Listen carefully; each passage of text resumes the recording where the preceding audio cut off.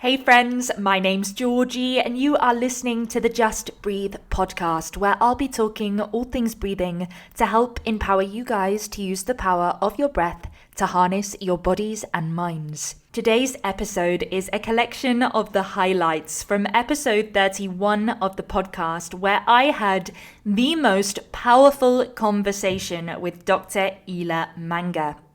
Dr. Ela is an integrative medical doctor committed to healing and bringing heart back into the art of medicine. She's an author of a number of best-selling books, her latest being Breathe, Strategizing Energy in the Age of Burnout. Dr. Ela and I's conversation was so impactful and so poignant to where we are in history right now. I wanted to bring it back and give you some of the best bits. We got talking all about the science and art of breathwork, why we have entered an age of burnout, and how breathwork can be revolutionary in combating burnout and improving your overall health. I really hope you enjoyed the bits I've picked out for you to listen to in this slightly shorter episode. A little bit of housekeeping. If you haven't already, don't forget to like, share, and subscribe to the Just Breathe podcast. Let's keep on building our strong breathing community. The more people becoming empowered by the breath, becoming inspired to use the power of their breathing, the better. All right, let's jump right into today's powerful conversation. I really hope you enjoy it. This is episode 39 of Just Breathe with Dr. Ela Manga.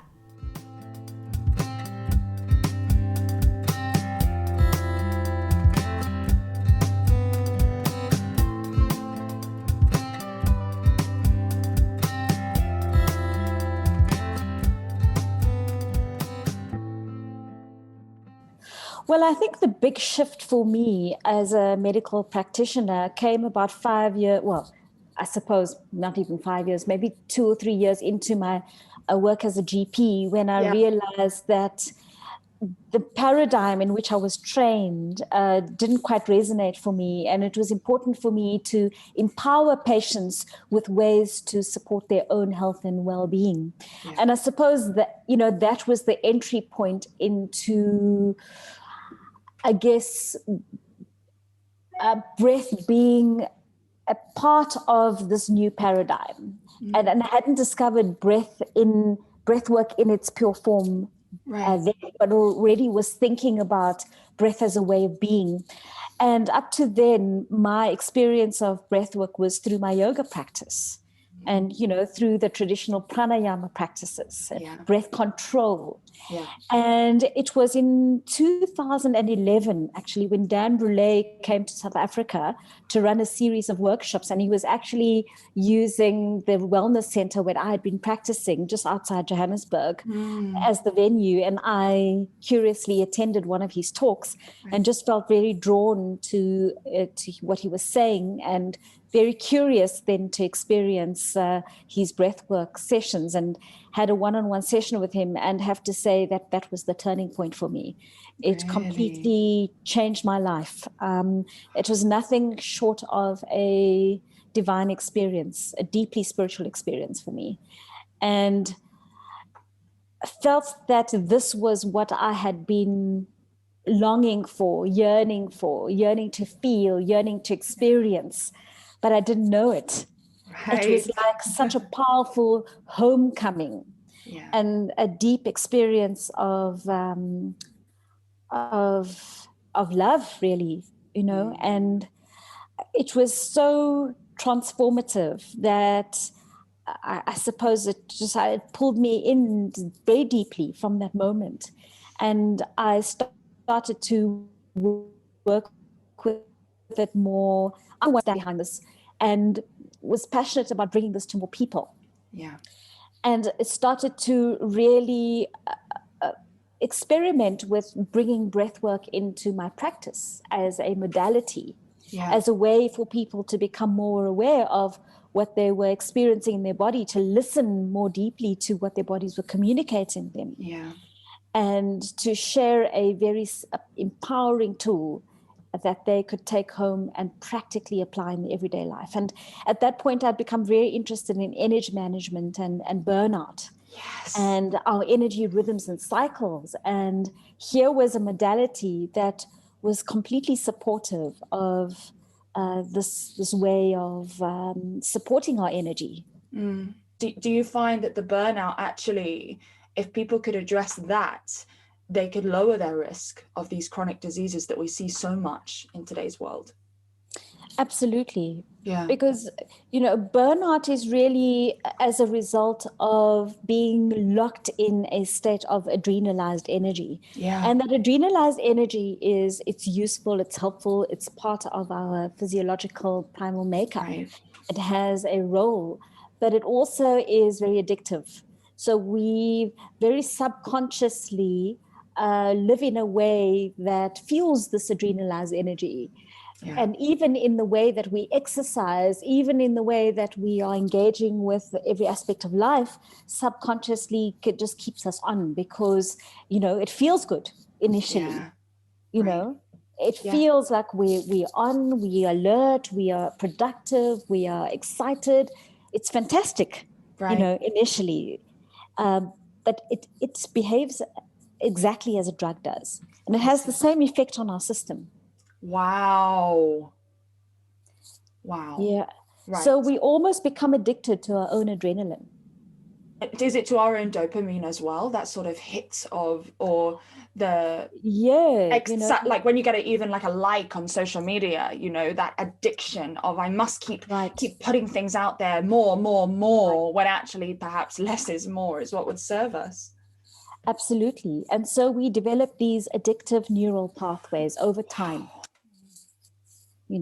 And these addictive neural pathways move us away from really feeling, really experiencing, and then the ability to respond to this. Wow. So we completely bypassing the body's way of really communicating what its needs are. And so what's happening is that we have changed our baseline of operating to a highly charged state of adrenalized energy. I see. The body is adapted to it, you mean?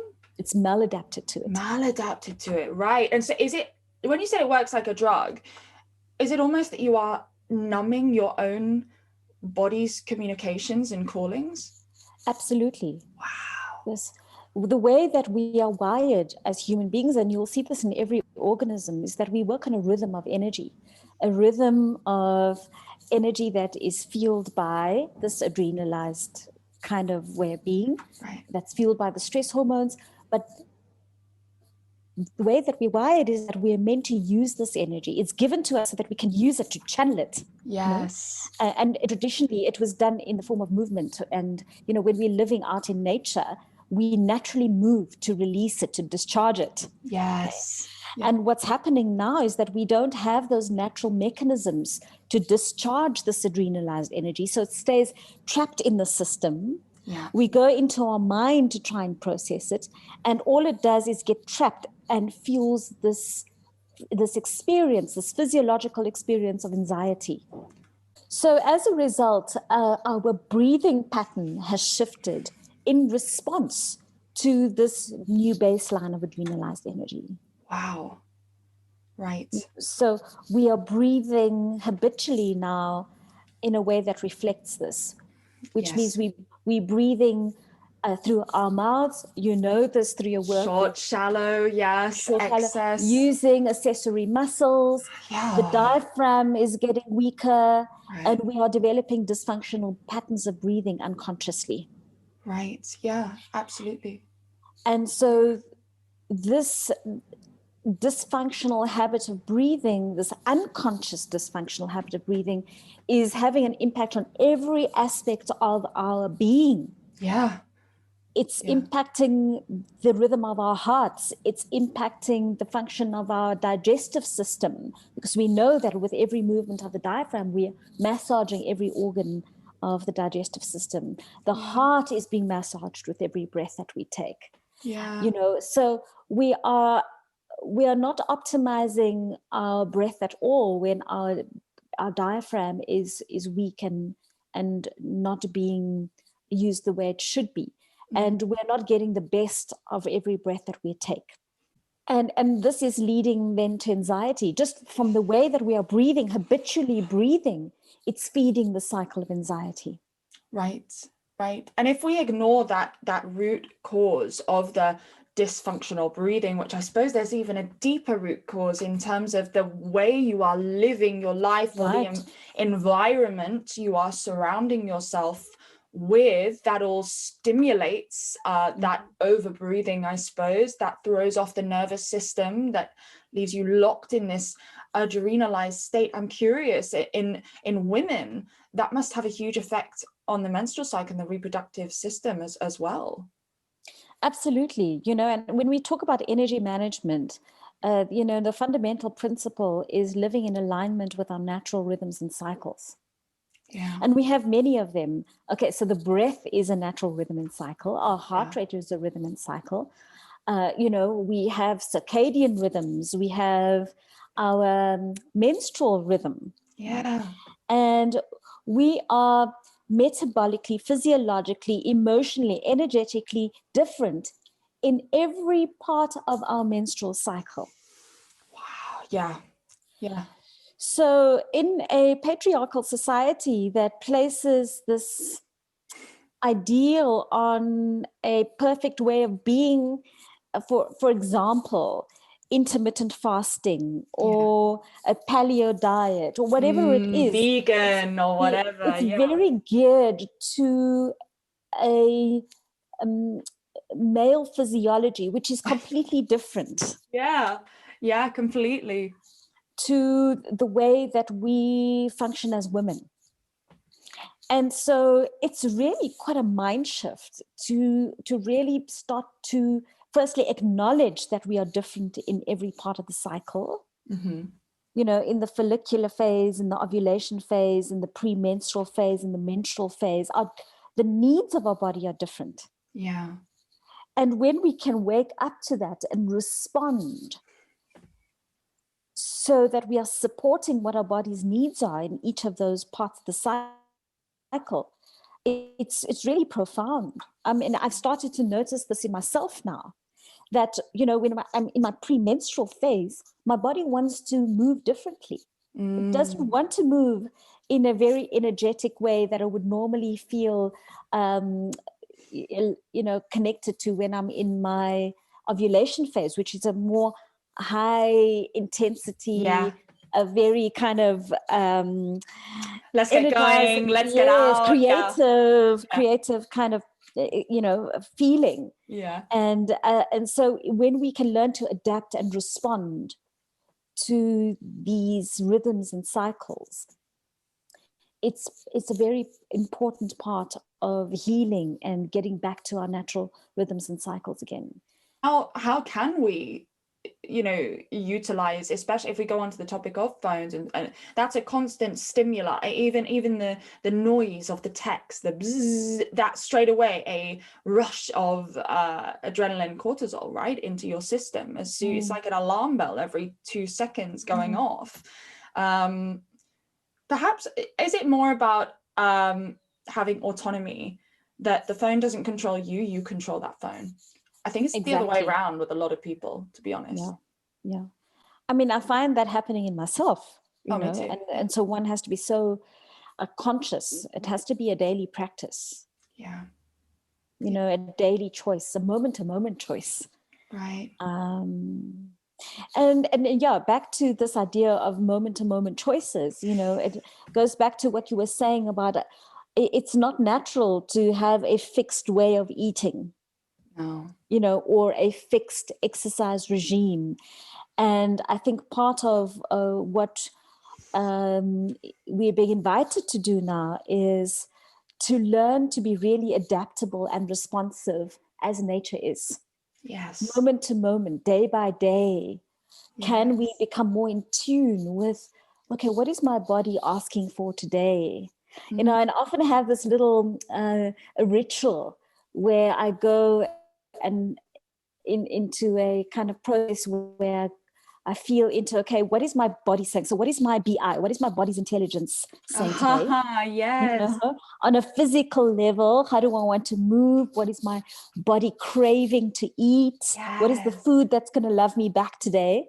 And to do a little inventory, what is my BI? And to almost give myself a BI score. Yeah. And then to go, okay, what is my mind's intelligence? So what is the quality of my thinking today? Am I feeling scattered and am I feeling focused? What is going to support my mind's intelligence today? Yes. And or to score that so that I can respond to that. And then HI, what is my heart's intelligence? So what is happening on an emotional level today? Can I name what I'm feeling on an emotional level? Absolutely. And can I respond to that? Can I be okay just to feel sad today? Can I be okay to feel grief today? Yeah. Without kind of wanting to jump to a bypass, a spiritual bypass of just jumping to a feeling that is good. Can I really drop into what I'm experiencing and respond to the energy of this emotion? Absolutely. And my emotional life? Yes. So what we're talking about here is awareness. Exactly. So much breath work, and the field has exploded, and there's so many beautiful teachers and beautiful methodologies and practices. Yeah. And it can be quite confusing because, Patrick McEwen is saying one thing, that we should breathe less. Dan Brule is saying we should, breathe in a rhythmic more. What is the right way to breathe here? Yeah. Yeah. And it can feel, seemingly conflicting. Yeah. But actually, when we really look at the science, we see that it all makes sense. And there's a role and there's a purpose for every breathing practice.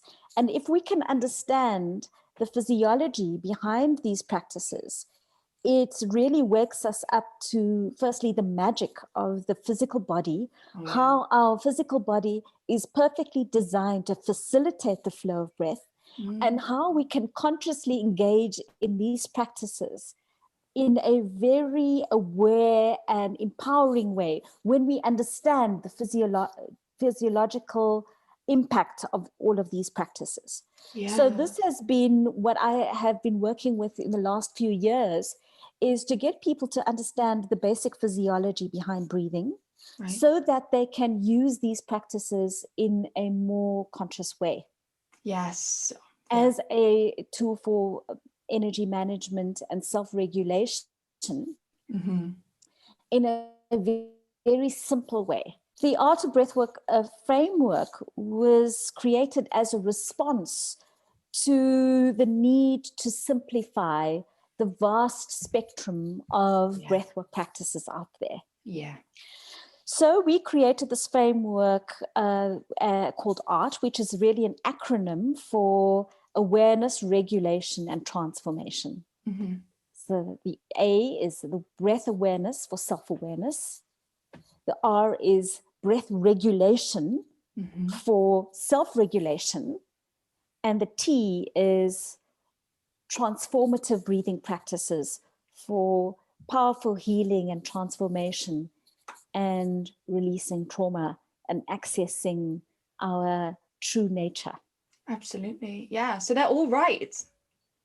Exactly. They're all brilliant in their own way, but and they all have a role. As and when. A little bit like a dose, almost, I suppose, of a prescription. It's like what dose, being your own doctor in terms of what dose do I need today of course, I think awareness, we can all agree, probably is a daily constant thing. That's sort of the foundation. But in terms of, do I need to regulate, or do I really want to shift some energy today? Right, exactly.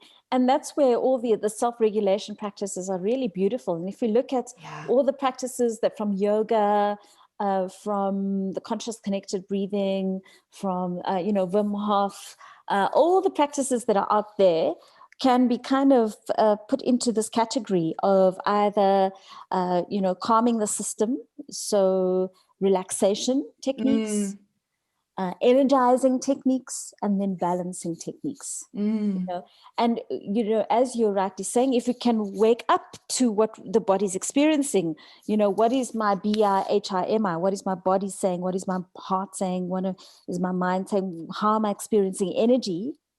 What is the practice that I can pick to use that will be most supportive of perhaps releasing this adrenalized energy, or containing? Do I need to contain my energy? Do I feel like I need to feel more control? Is my energy feeling more scattered, that I need to actually use a focusing, yes, box breathing, box breathing, or coherent breathing, or alternate nostril breathing?